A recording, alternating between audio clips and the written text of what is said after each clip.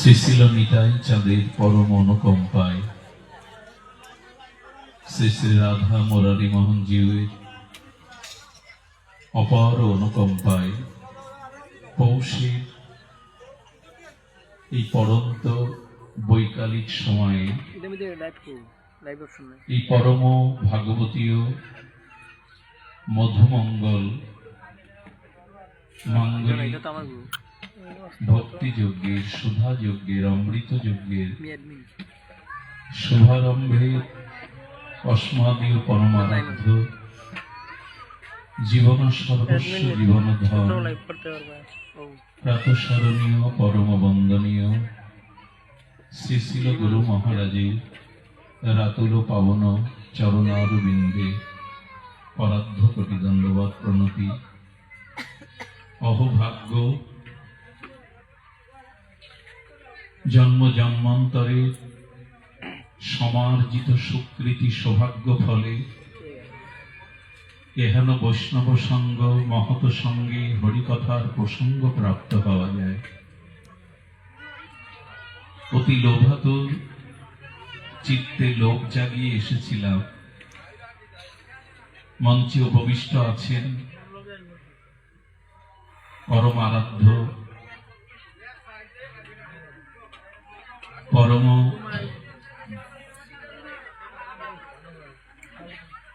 কানাইলাল ঘেরার পরম পূজ্যপাদ দৈন্যনিষ্ঠ নামনিষ্ঠ সেবানিষ্ঠ শ্রী আচার্য পাদের চরণ দর্শনে, যিনি এই ভাগবতীর মধ্যাহ্ন গগনের মধ্যমণি হয়ে আমাদের অশেষ বিশেষ করুণা সিক্ত করতে এসেছেন। শ্রীধাম বৃন্দাবনস্থিত কেশিঘাটস্থিত শ্রী শ্রী মুরারি মোহনের বর্তমান আচার্য শ্রীপাদ আমাদের সকলেরই প্রাতঃস্মরণীয় বন্দনীয় চরণ ছিল শ্যামসুন্দর দাস বাবাজি মহারাজ। তার অহেতুক স্নেহ করুণা আশীর্বাদ এই জীবাত্মার প্রতি সর্বত বর্ষিত হয়। তৎসহ যারা গৃহকর্ম নিজেদের জাগতিক জড়কর্ম পরিত্যাগ করে এই 64 মহন্তের ভোগ আরাধনা, গৌর গোবিন্দের ভোগ আরাধনা ও ভাগবতী ও সুধা যজ্ঞে শুভ পদার্পণ করেছেন, সেই কথা প্রেমী গৌর অনুরাগী ভক্তজন, সাধুজন, মহন্তজন, শ্রদ্ধাশীলা ধর্মশীলা দেবী মূর্তি মাতৃগণ সকলের চরণে জীবাধমের সশ্রদ্ধ ধন্যবাদ প্রণতি। যদিও এখন সেবার সময়ের অবসর, মহাত্মার আদেশ নির্দেশকেই শিরোধার্য করে সামান্য দুটি নিবেদন। দেখুন, এই নিষ্ঠা ধীরে ধীরে আমাদের ভাব এবং ভক্তির স্তরে উত্তীর্ণ করে। প্রেম বা ভক্তি প্রাপ্তির যে 9টি সিঁড়ি, সেই প্রসঙ্গে আচার্য শ্রীপাদ আস্বাদন দান করছিলেন। এর 8ম সিঁড়িটি হলো ভাব। এই ভাব সম্পর্কেই সামান্য দুটি নিবেদন। ভাব থেকেই তো ভক্তি, ভক্তির ক্রমোন্নতিতে প্রেম।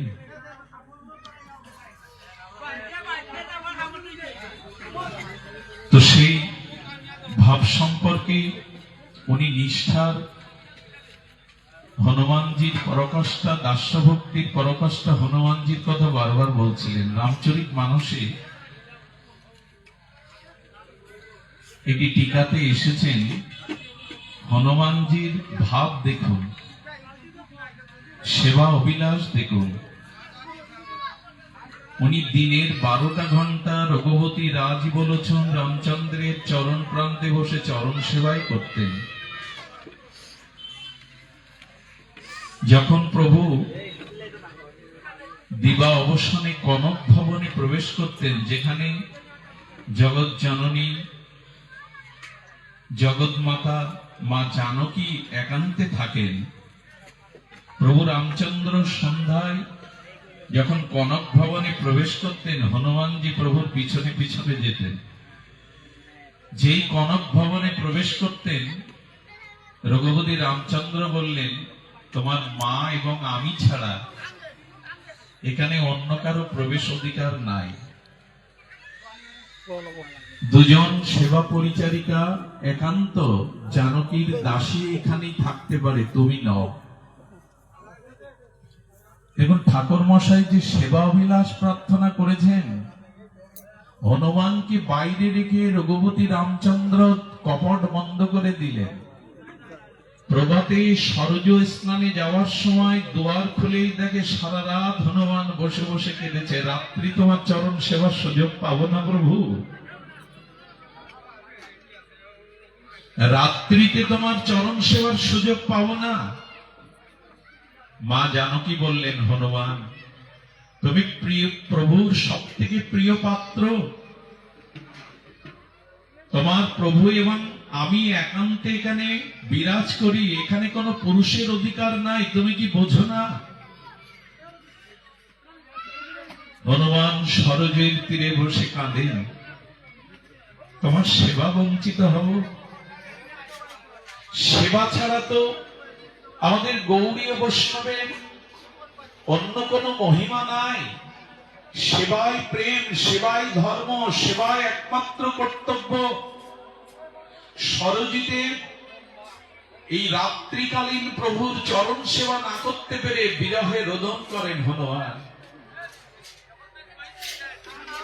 এটি ভাষা দিয়ে বোঝাবার কথা। তপ্ত বিরহ অশ্রু বিন্দু কণা হয়ে সরজুতে পড়েন, সরজু নদীর জল তপ্ত হয়ে ওঠেন, টকবক করে ফোটেন, কারণ ভক্তের বিরহ প্রেমশ্রু সহ্য করার ক্ষমতা সরজুর নাই। সরজু প্রকট হয়ে বললেন, কি চাই? বলেন, নিষেদিন প্রভুর চরণ সেবা করতে চাই, অন্য বিলাস নাই। বলেন, আমি তোমাকে আশীর্বাদ দান করছি, রাত্রিকালীন তুমি চম্পক মঞ্জরি স্বরূপে প্রিয়া প্রীতমের সেবার সুযোগ পাবে। দিনের বেলায় হনুমান হয়ে 12 ঘন্টায় তার চরণ সেবা করেন, আর তিনি কৃপা আশীর্বাদ নিয়ে মঞ্জরি স্বরূপে চম্পক মঞ্জরি রূপে 12 ঘন্টা প্রিয়া প্রিয়তমের সেবার জন্য নিশি জাগরণ করেন। এই দৃষ্টান্তটি আমাদের হৃদয় স্পর্শ করবে। হনুমানজির দিকে প্রভু রামচন্দ্র বারবার তার আকার্ণ বিস্তৃত কমল নয়ন বারবার দিতে গিয়ে সীতামায়ের দিকে তাকাচ্ছেন। সীতামা বিব্রত বোধ করে বলছেন, হনুমানজির দিকে দৃষ্টি ফেরাতে ফেরাতে প্রভু বারবার কেন আমার দিকে দৃষ্টি দিচ্ছেন?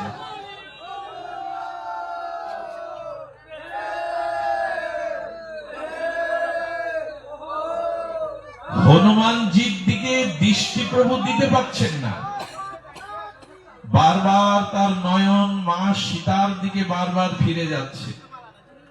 কনক ভবনে মা জানকী প্রশ্ন করছেন, প্রভু হনুমান আপনার কি হয়? বলেন, আমার পুত্র। লক্ষণের থেকেও হনুমানকে বেশি ভালোবাসেন রঘুপতি রামচন্দ্র। সীতামা বলছেন, পুত্রের দিকে বুঝি পিতা চোখ মেলে তাকায় না?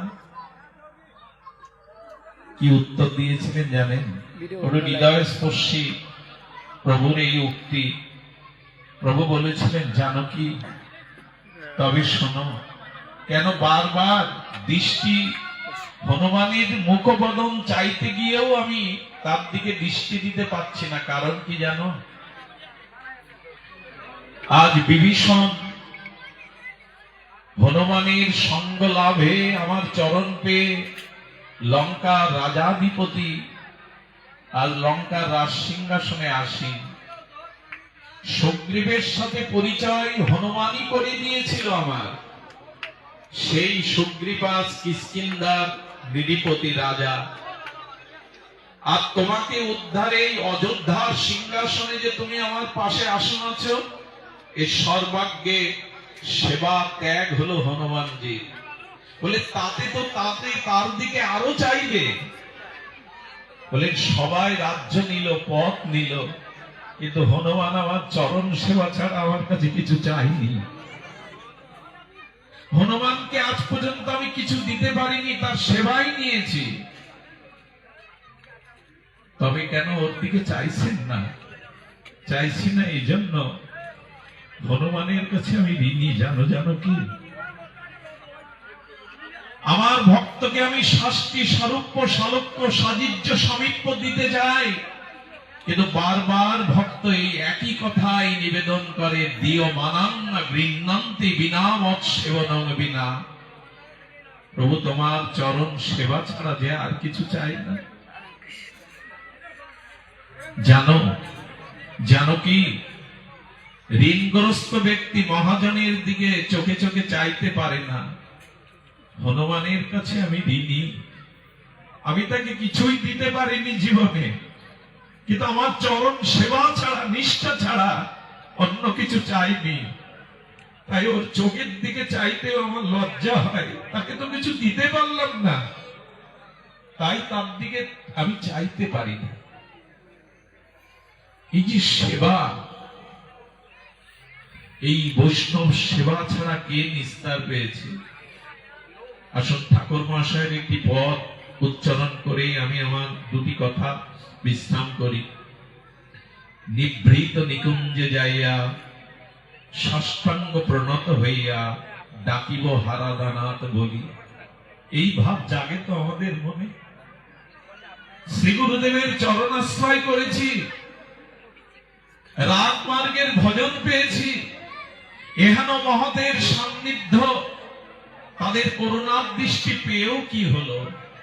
অভিলাষ কি জাগলো?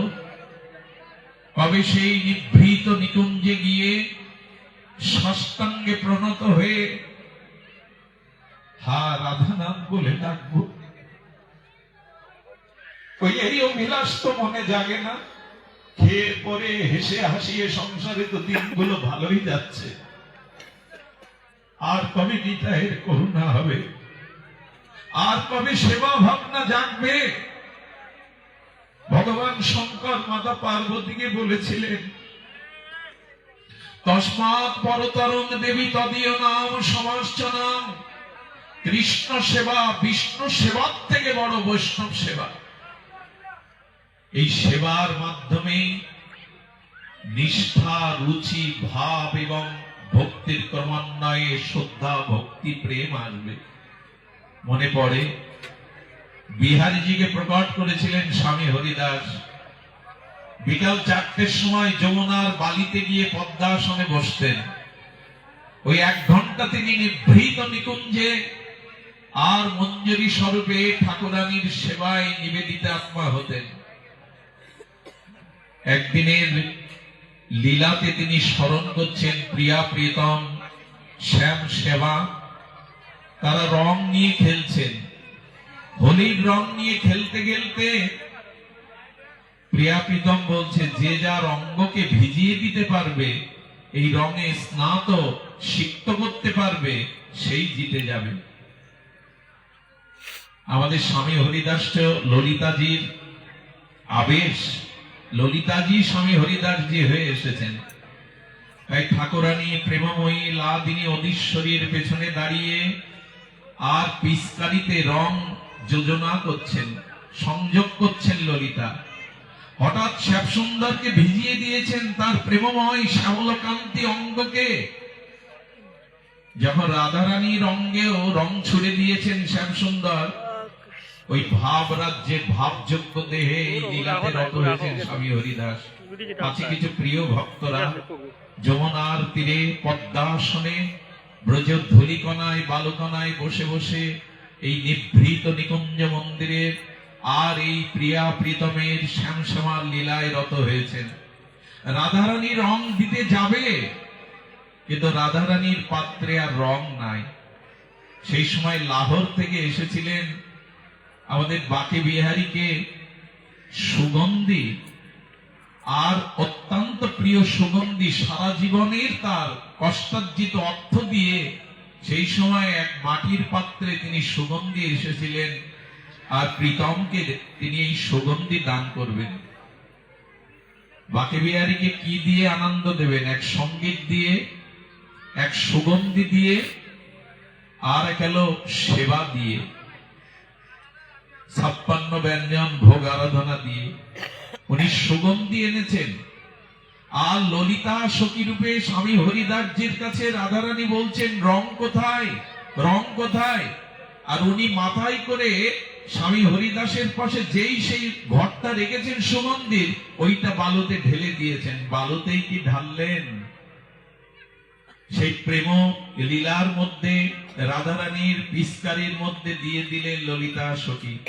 রাধারানী শ্যামসুন্দরকে ভিজিয়ে দিয়ে সমস্ত অঙ্গকে সিক্ত করার পরে রাধারানী জিতেছে, প্রেমময়ী জিতেছে বলে সখীরা আনন্দে করতালি দিতে লাগলো।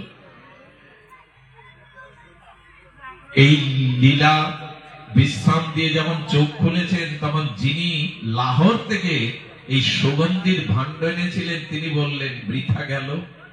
উনি বালুতেই ঢেলে দিলেন। আমার এত স্বপ্নের, এত কষ্টার্জিত, এত সাধনার সুগন্ধি উনি বালুতেই দিয়ে দিলেন। মনে কষ্টে যেমন ফিরে যাচ্ছে, স্বামী হরিদাস বললেন, দর্শন করে এসো প্রিয়া প্রীতমকে, বাকি বিহারীকে দর্শন করে এসো। দর্শন করতে গিয়ে দেখে ওনার সেই সুগন্ধটা আমাদের প্রীতমের সমস্ত অঙ্গ দিয়ে ঝরে ঝরে সুগন্ধ প্লাবিত হয়ে পড়ছে। দিলেন বালুতে, পৌঁছালো কোথায়? এই সেবা দিতে এসেছিলেন আমাদের ব্রজের পরম্পরায়। কবে আর নিভৃত নিকুঞ্জে যাইয়া হা রাধানাথ বলে ডাকবো, কবে মঞ্জরি স্বরূপে তার পেছনে এই সেবায় ব্রতী হব। সেবা অভিলাষ কবে এমনি করে জাগরুক হবে চিত্তে। মনে পড়ে বর্ষণের এক বাবা দীর্ঘদিন ভজন করতেন। এক অনুরাগী পাত্র সহৃদয় সজাতীয় ভক্ত গিয়ে দেখছেন বাবার ওই কাটা দেওয়া ছোট্ট ভজন কুটিরের মধ্যে এক দিব্য চিন্ময় গন্ধ, যে গন্ধ জীবনে তিনি জগতে পাননি। আনন্দে মোহিত হয়ে গন্ধের আবাসে যেন প্রেমাবিষ্ট হয়ে ঢুলে ঢুলে পড়ছেন। বাবাকে বললেন, বাবা এই গন্ধ কোথা থেকে আসছে? বাবা বললেন, প্রিয়া প্রীতমের শ্রীঅঙ্গে গুরুমঞ্জরি আমাকে দিয়েছিল এই সুগন্ধ দেওয়ার জন্য। তাদের যুগল এই অনন্ত মাধুর্য রূপ ও মাধুর্য দর্শন করে আমি হাত থেকে সেই সুগন্ধের পাত্র পড়ে যায়, আর ওটা ভেঙে যাওয়াতেই এখানে গন্ধ ভরে গেছে। কবে হবে আমাদের এই লালসা? কবে এই লালসা জাগবে? সেবা অভিলাষ মাগে নরোত্তম দাস। আসুন আমাদের চিত্তে যারা আমরা এই পরম্পরা পেয়েছি, সমগ্র ব্রজমণ্ডলের যারা রাধা নিষ্ঠাইক জীবাতু ঠাকুর মশারের এই অনুভবে যারা এই যুগল ভজনের পথে এসেছি, আমাদের চিত্তে এই ভাবনাই জাগো, কবে তোমার নিভৃত নিকুঞ্জে গিয়ে হা রাধানাথ বলে ডাকতে পারবো, কবে করপুটে যমুনার জল পান করতে পারবো, কবে বৈষ্ণব বৈঠকে গিয়ে বসতে পারবো, কবে রাধা কুণ্ডে বাস করতে পারবো, কবে যমুনার তীরে কদম্ব বনে শ্যাম শ্যামাকে আর এমনি করে বিজন সেবা করতে পারবো, কবে মালতীর মালা গেঁথে দোহার গলে পরাতে পারবো। এই অভিলাষটাই আমাদের জাগো। এই অনবদ্য অবদানটি মহাপ্রভু দিতে এসেছিলেন। আমাদের আচার্যগণ বারবার উচ্চারণ করেছেন, আত্মনাং চিন্তায়তে তত্র তাসাং মধ্যে মনোরমম রূপ যৌবন্য সম্পন্নম কিশোরীং প্রমাদাকৃতিম। কবি গুরুদেবের দেওয়া এই সেবাটাকে মোহমানন করে আমরা যুগল সেবায় রত হতে পারবো। শ্রীরাম বৃন্দাবন যুগল ভজন ধন মোহে করালো উপদেশ। এই উপদেশকে কবে জীবনে সার্থক করতে পারবো? এই ইচ্ছায় আমাদের হৃদয়ে জাগরুক থাকুক। এই ইচ্ছার সেবার প্রদীপ জলমান হয়ে হৃদয়ে জ্বলতে থাকুক, যেন কোনো না কোনো জন্মে তোমার চরণ সেবায় অভিলাষ জাগে। এই ভাব আমাদের চিত্তে উদিত হোক। আমি এসেছিলাম বাবাজিদের চরণ দর্শন, আপনাদের কৃপা আশিস ভিক্ষার জন্য। আমার এখানে বলবার কথা নয়, তবু মহতের আদেশকে আর শিরোধার্য করে দুটি কথা নিবেদন, আমাদের যেন সেবা অভিলাষ জাগে। এই প্রত্যাশা রেখে যারা এই অনুষ্ঠানের মঙ্গলময় আয়োজন করেছেন, তাদের চিত্তে রাধারানীর প্রেম সেবার বাসনা আরো তীব্র হোক। আপনাদের সকলের শুভাশিস তাদের উপরে বর্ষিত হোক। আপনারা ব্রজের অনুরাগ এবং নাম নিষ্ঠা নিয়ে এই সেবা আকাঙ্ক্ষায় যেন আমাদের চিত্ত ব্রজ অনুরাগে উজ্জ্বল হয়ে ওঠে, এই নিবেদন জানিয়ে দুটি কথা এখানেই বিশ্রাম।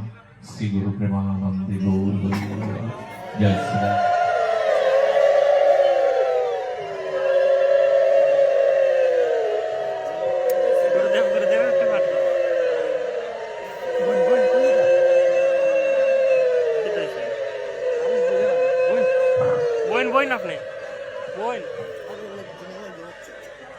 জয় জয় নিতাই গৌর সীতানাথ বন্দে হরে হরে কৃষ্ণ কৃষ্ণ কৃষ্ণ কৃষ্ণ হরে হরে হরে রাম রাম রাম হরে হরে।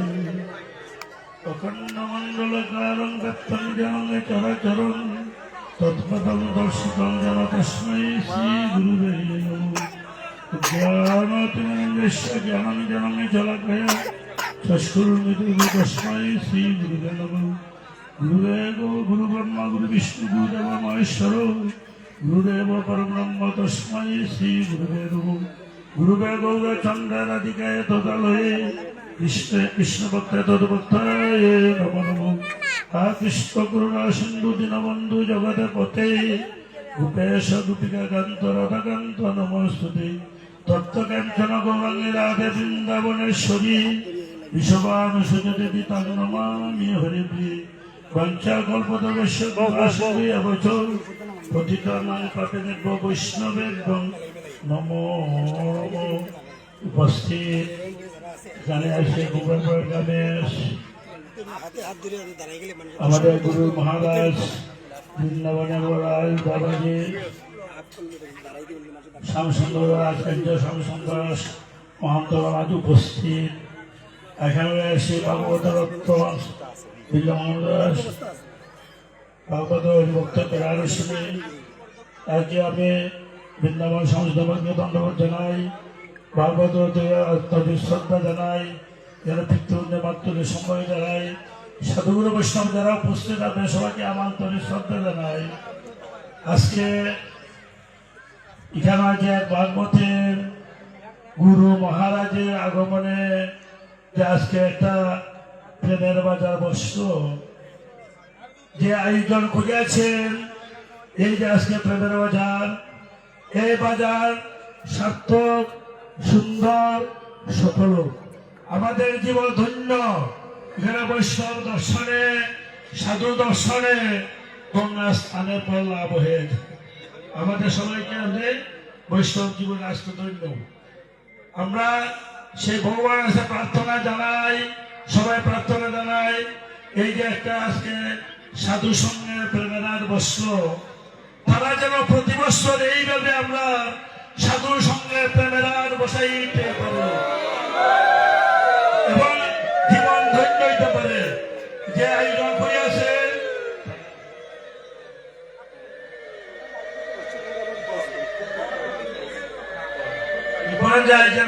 আয়োজন করিয়াছে শাশ্বত গুরু ভক্তি হোক, থালা পরিবার কৃষ্ণ ভক্তি হোক, আর এই যেন তার এই জীবন ধন্য আমরা সবাই গাই এই আশীর্বাদ বর্ষণ করি, ভগবানকে প্রার্থনা জানাই তার জীবনটা যেন এই কৃষ্ণময় সংসারে ভগবত ভজনে সেই জীবনযাপন করতে পারে।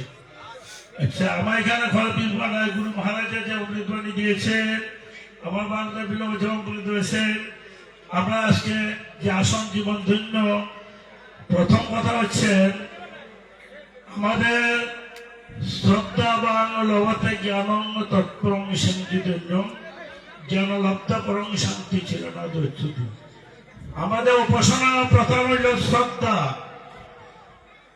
উপাসনা প্রাণ আমাদের শ্রদ্ধা।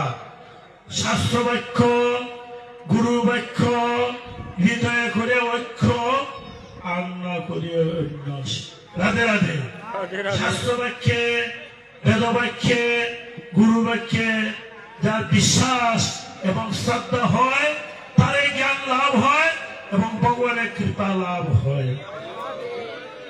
আমরা উপাসনা শ্রদ্ধা সাত্বিক, রাজসিক, তামসিক, দান, যজ্ঞ, ব্রত, তীর্থ দর্শন সবাই আমাদের ত্রিবিধে ভাবে বিভক্ত, সাত্বিক, রাজসিক, তামসিক। এবং আমাদের মধ্যে তিনটা গুণ আছে, সত্য, রজ, তম। যারা বেদ বাক্যে, গুরু বাক্যে শ্রদ্ধা বিশ্বাস হয়, তার জ্ঞান লাভ হয়। অজ্ঞস্য শ্রদ্ধা দ্বারা সংসার বিনাশ। যারা বেদ বাক্যে, গুরু বাক্যে